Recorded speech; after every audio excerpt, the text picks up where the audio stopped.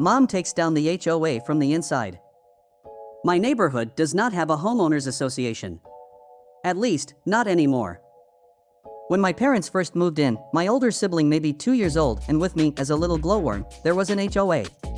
They took money from the neighborhood in exchange for their services. At first, and for quite a while, my parents just kind of shrugged it off. The HOA shoveled the snow off the streets in winter and dealt with trash collection, so they were doing something worthwhile, right? Ha! No. The city controlled the snowplows and garbage trucks, not the HOA. But still, there was the illusion of effort.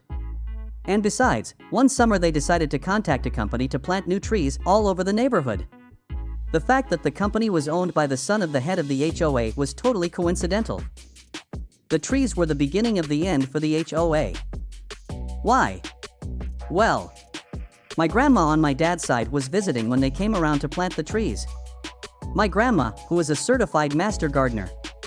And so she stared through the windows of our house as the guys planting the trees just dropped the saplings on the grass. Still with their roots inside the bag they came in. No holes dug, no holes cut, just a bagged sapling lying on the grass like a pathetic and sad stick. The saplings laid there all night. No one came back to actually do their job and plant them. My master gardener, grandma mentioned offhand that those saplings were going to die unless they got in the soil. And something clicked in my mom's head. She was paying the HOA money, actual money, every month, while both she and my dad worked, taking care of 2 very little kids, sending us to daycare and preschool and arranging babysitters and feeding us, and the homeowners association was just going to pull this half-assed bullshit instead of do what she's paying them for? No. No fucking way. So she showed up to the head of the HOA's house and basically demanded that the trees get planted properly like she's apparently paying for them to. The head of the HOA, so excited for someone actually caring about the neighborhood, made their second mistake. They asked if Mom wanted to join the HOA. She agreed.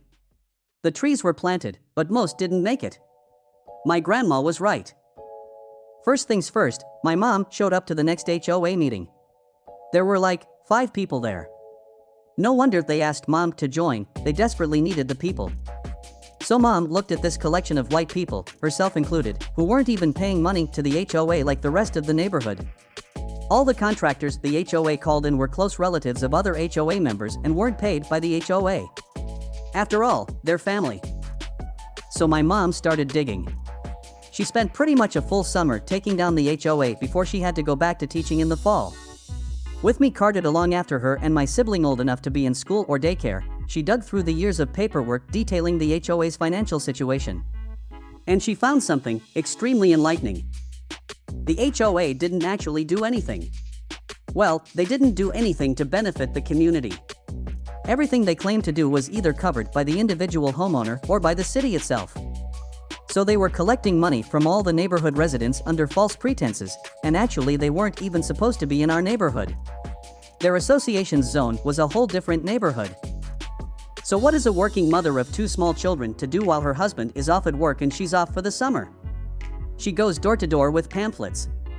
Me and my sibling in a stroller as she weaves her way through the neighborhood blocks, pamphlets explaining the situation and how to stop paying for services you'll never get. Pamphlets that are, of course, written in both English and Spanish to account for the high amount of Latino and Hispanic people in our neighborhood.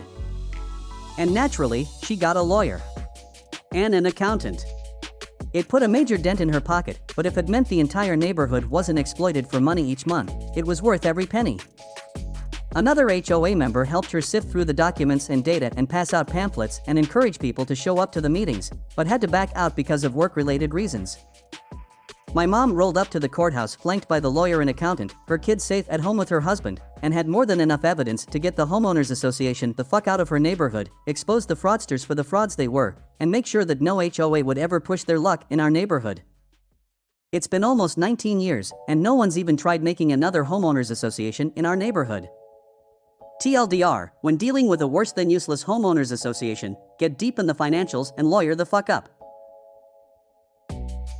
Brother ruined my wedding by proposing, so I ruined his proposal. I, 35M, have a young brother Todd, 29M, who had a complicated birth and had to stay a month in the ICU, and because of that my parents have always doted on him and almost denied him nothing, even if it was to the detriment of my sister Abby, 32F, and I. My brother drinks in on the attention and has on more than one occasion made himself the center of attention at either my sister's, or a cousin's special event. Because of this, Abby and I have a strained relationship with Todd and our parents. Unfortunately, Todd met and fell in love with Lucy, 24F, who announced her own pregnancy at the baby shower my mom held for Abby. When I proposed to my wife Michelle, 30F, I just wanted to elope, but she really wanted her family to be there, so I invited my family out of obligation. While out, my best man Jim, 35M, noticed a receipt from a jewelry store slipped out of Todd's pocket. Jim confronted Todd about this, which led to an argument. Jim told me everything and I told Todd that he was no longer going to be a groomsman because I knew he was going to propose at my wedding. Todd cried to our parents, and which led to a blowout. In my parents' eyes, since Todd never admitted that he was going to propose to Lucy at my wedding, I was unfairly judging him. I refused and brought up Todd's past behavior. My parents couldn't refute this and got Todd to agree to not try anything at my wedding. This wasn't enough to convince me to let him be a groomsman, but I warned him that if, as a guest, he'd try anything, I would make him regret it.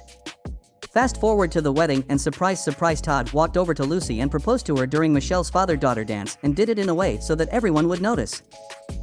Cue my revenge. Jim and I had hired a woman to pretend to be Todd's side piece, who cornered Todd and Lucy and claimed that she was pregnant with his baby. Todd denied this, but when she called his phone, I gave her his number and messed with Todd's phone to incriminate him. It didn't look good.